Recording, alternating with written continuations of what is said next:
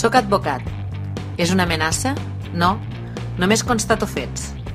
Així havia començat feia un parell de mesos la conversa entre el Martí i el Marc, el monitor de l'esplai de la seva filla. Una conversa que marcaria el futur de tots dos. I ara el Martí recordava el diàleg esquerp d'aquell dia mentre esperava el noi, que feia tard.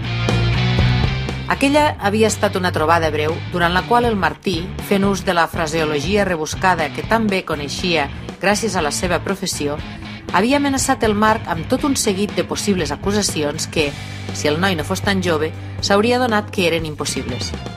El Martí havia fet ús d'alguns rumors que circulaven pel barri sobre el Marc i la seva manera de relacionar-se amb les adolescents que tenia sota el seu càrrec, a l'esplai.